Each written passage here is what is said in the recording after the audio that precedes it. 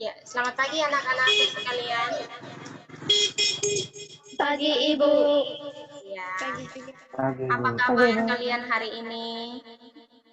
Baik Ibu. Ya, puji Tuhan, Ibu berharap Ibu bisa menjumpai kalian dalam pembelajaran ini dalam keadaan sehat, baik, walafiat ya anak-anak.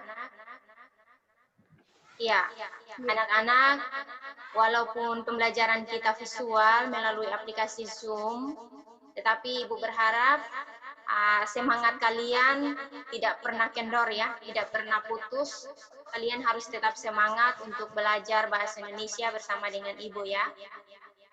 Ya, baik anak-anakku sekalian, sebelum kita mengikuti pembelajaran, kita berdoa dulu meminta pimpinan Tuhan. Oleh karena itu, Ibu percayakan doa ini kepada ketua kelas. Silakan ketua kelas memimpin kita di dalam doa buka pembelajaran. Baik, mari kita berdoa. Terima kasih Tuhan atas kasih dan pimpinan-Mu sehingga kami sudah sampai di tempat ini dan tiba saatnya kami akan memulaikan pembelajaran bahasa Indonesia kami, tetapi kami mohon Tuhan boleh memberkati dari awal, pertengahan hingga berakhir boleh berjalan dengan baik. Inilah doa kami Tuhan, haleluya, amin. Amin. Ya, baik anak-anak, Ibu menghimbau kepada kalian supaya yang terkendala jaringan sehingga tidak bisa terhubung, ataupun kalian yang sedang bersama-sama dengan teman, boleh bergabung supaya Ibu bisa melihat kehadiran kalian juga, ya. Bisa gabung, usahakan supaya kameranya bisa terlihat ya semuanya. Ya. Ya, baik ya. Baik anak-anak, sebelum kita memulai pembelajaran, Ibu sudah mengirimkan daftar hadir di WhatsApp ya, di WA. Kemudian Ibu juga sudah mengirimkan materinya semalam berupa PowerPoint dan juga berupa modul. Ya, Ibu berharap kalian sudah membacanya ya. Sudah baca atau belum anak-anak? Sudah. Sudah Ibu. Syukurlah kalau sudah ya, sehingga kalau kalian sudah membaca, berarti pembelajaran kita hari ini, interaksi antara Ibu dan kalian bisa berjalan dengan baik. Ya, baik anak-anakku sekalian, hari ini kita akan belajar kompetisi dasarnya tentang menelaah struktur dan kebahasaan teks narasi atau cerita fantasi yang dibaca atau didengar. Bisa dengar semua anak-anak? Bisa. Ibu. Baik. Kemudian yang berikut adalah indikator pencapaian kompetensi IPK. Itu ada dua, yaitu yang pertama kalian merinci struktur cerita fantasi atau teks narasi. Kemudian yang kedua kalian menyimpulkan karakteristik dan struktur cerita fantasi dari segi orientasi, komplikasi, dan resolusi. Sudah? Ya. Sebentar ya, Ibu. Cas dulu HP-nya Ibu.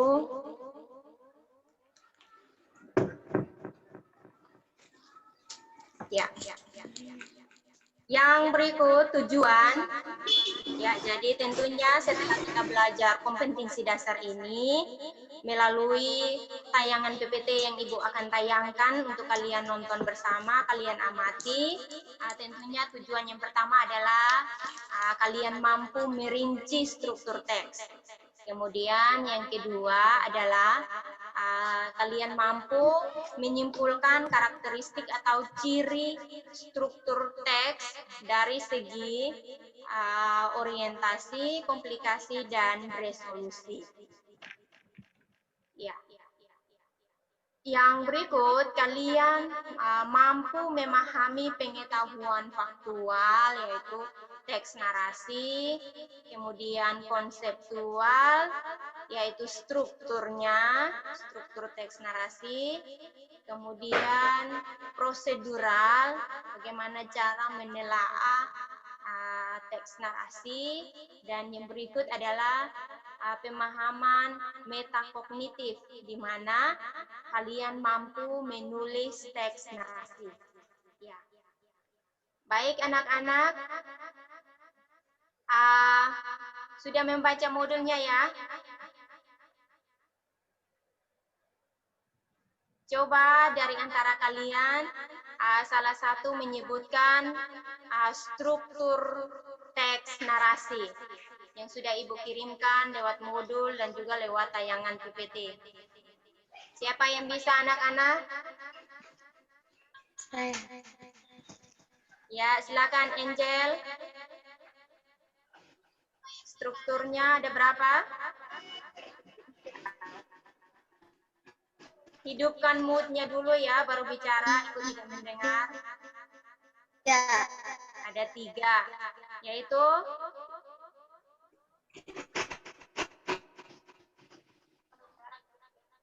ya, yang mau bicara mohon dihidupkan dulu mood-nya ya. Ya, jadi dari Angel ada 3, benar sekali. Yang lain, ada yang bisa menjawab lagi? Silakan, yang lain bisa chat ya, bisa mengirimkan jawabannya di chat di situ, kirimkan jawaban kalian. Ada yang lain? Ya, kalau orientasi itu dia berbicara tentang apa anak-anak? Membahas tentang perkenalan waktu dan tokoh. Ya, yang lain komplikasi? Membahas tentang masalah. Kemudian resolusi? Membahas tentang penyelesaian masalah. Iya, baik ya. Bagaimana Adriani, Yolda, dan teman-teman? Pemahamannya sama? Struktur teks. Ada berapa Adriani dan Yolda?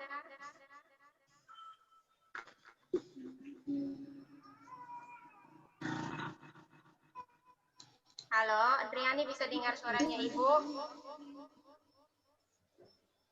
Iya, mungkin terkendala jaringan ya anak-anak. Iya, baik. Jawaban yang kalian sampaikan itu benar sekali. Mungkin ada yang ingin memberikan jawaban, silakan mengirimkan di chat ya. Di aplikasi Zoom itu ada chat juga di situ. Silakan kirimkan jawaban kalian ya anak-anak. Ya, baik. Jadi jawaban kalian semuanya itu benar. Silakan mengamati tayangan PPT yang Ibu tayangkan ini. Sebentar ya, Ibu cari dulu.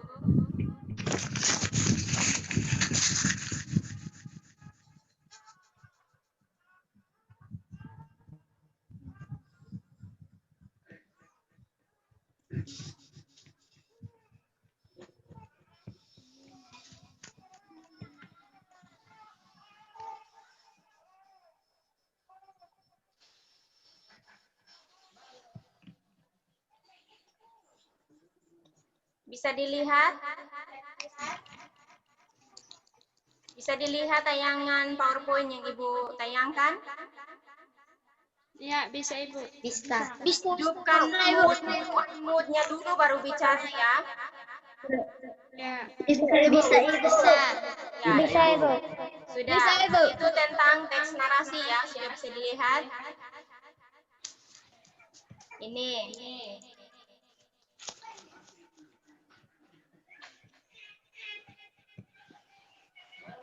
Menelaah struktur cerita fantasi. Ya, seperti yang kalian bicarakan tadi, benar sekali.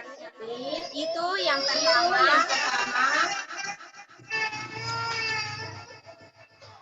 Orientasi. Ya. Jadi jawaban Angel ini berisi tentang perkenalan tempat, waktu, kemudian tokoh ya. Ya. Kemudian yang kedua benar sekali ada komplikasi itu memuat tentang masalah. Sini masalahnya mulai muncul di sini. Bisa dilihat ya anak-anak. Ya.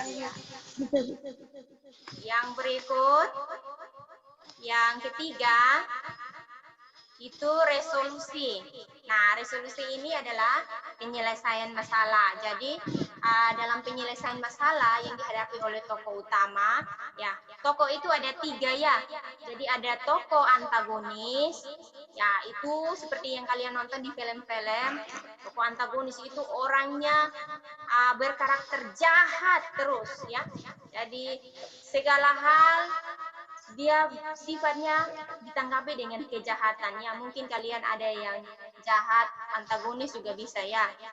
Kemudian ada tokoh yang kedua yaitu protagonis. Nah, ini kebalikan dari tokoh antagonis, di mana tokoh protagonis ini tokohnya berkarakter baik. Jadi biar dijahatin juga dia tetap baik, dilecehkan, dimarah, dipukul, dia tetap balas dengan kebaikan ya.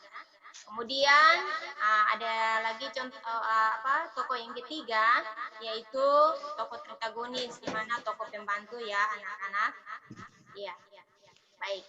Nah, di dalam resolusi ini juga ada 2 kemungkinan ya. Ada 2 kemungkinan di mana ada kemungkinan cerita itu berakhir dengan kebahagiaan atau happy ending. Kemudian kemungkinan yang kedua adalah ceritanya berakhir dengan kesedihan atau kedukaan, yaitu sad ending. Ya, anak-anak. Ya, baik anak-anak. Ibu ada memberikan contoh dalam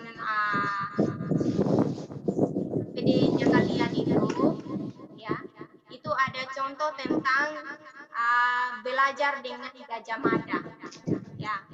Jadi di situ Ibu semalam juga sudah mengingatkan kalian untuk coba-coba mengidentifikasi mana yang masuk dari cerita itu, mana yang masuk di dalam orientasi, mana yang masuk di dalam komplikasi, dan mana yang masuk ke dalam resolusi. Nah, dari cerita itu, ini Ibu sudah menyimpulkan ada jawaban kalian, banyak sekali jawaban-jawaban dari kalian. Dan Ibu akan tayangkan jawabannya Ibu juga di sini. Ini ya, dari contoh orientasi pada cerita belajar dengan Gajah Mada ya. Ini belajar dengan Gajah Mada.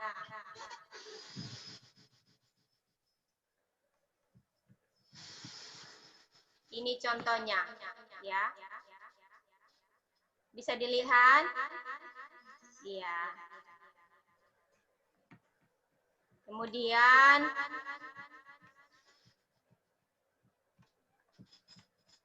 komplikasi. Ini contoh komplikasinya. Ini terjadi masalahnya mulai memuncak ya. Dari belajar dengan Gajah Mada. Iya. Kemudian yang berikut adalah resolusi.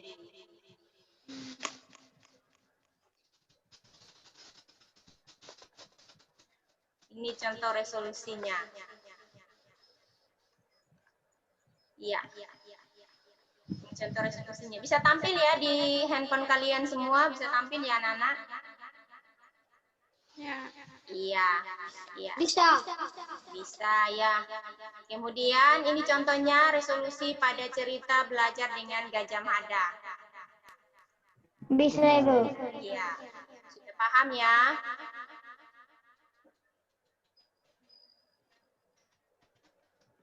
Iya. Yang berikut kita akan belajar poin yang kedua adalah karakteristik isi atau ciri isi struktur teks narasi. Jadi orientasi itu dia berisi tentang pengenalan tokoh, latar, watak, konflik ya. Dan seperti yang Ibu sudah jelaskan tadi, kalau tokoh antagonis ya pasti wataknya jahat ya.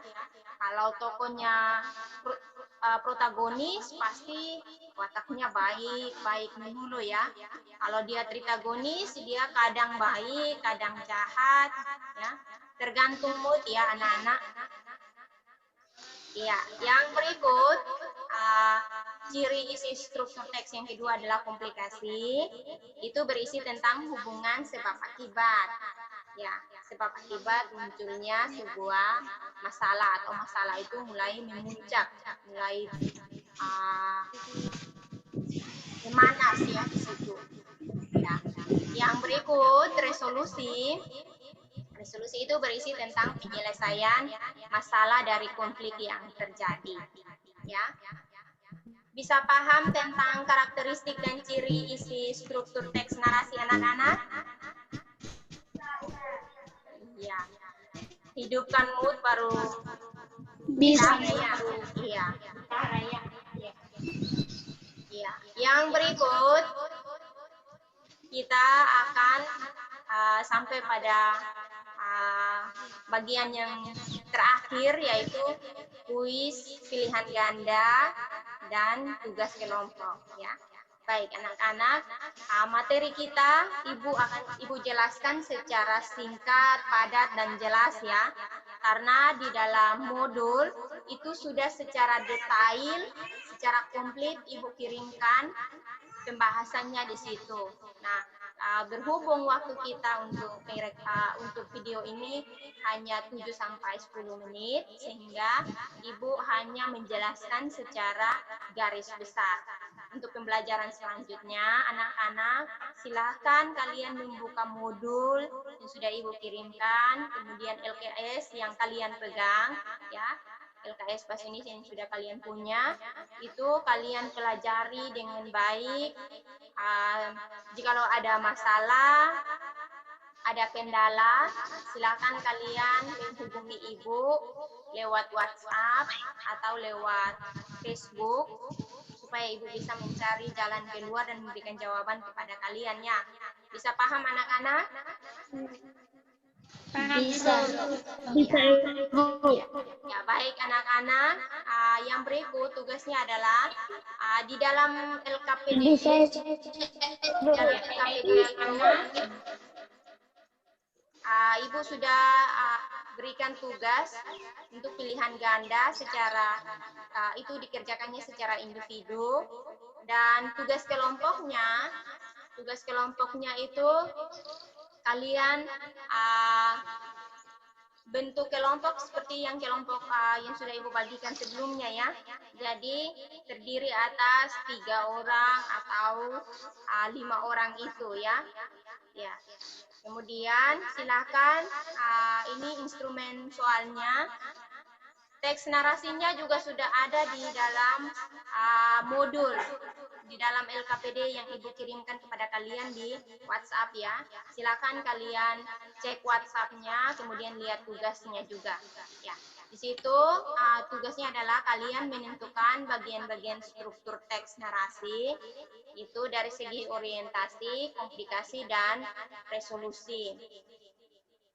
Ya, kemudian yang kedua yaitu kalian menyimpulkan karakteristik bagian-bagian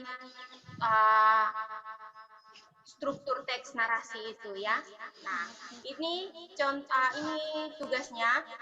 Teks narasinya adalah tentang Lemari Ajaib karya Yasinta Arta Prasanti. Ya, semuanya sudah ada di dalam LKPD. Silakan kalian kerjakan secara berkelompok ya anak-anak. Masih ingat kelompoknya? Halo anak-anak. Masih Ibu. Supaya Ibu menunggu ya di WhatsApp. Ibu tetap standby di WhatsApp untuk menunggu pekerjaan kalian, ya. Mungkin ada yang sudah mengirimkan tugasnya, nanti Ibu cek, ya. Ya, baik anak-anak. Untuk pertemuan kita hari ini cukup sampai di sini dulu. Sampai berjumpa lagi pada pertemuan yang berikutnya. Jangan lupa mengikuti protokol kesehatan.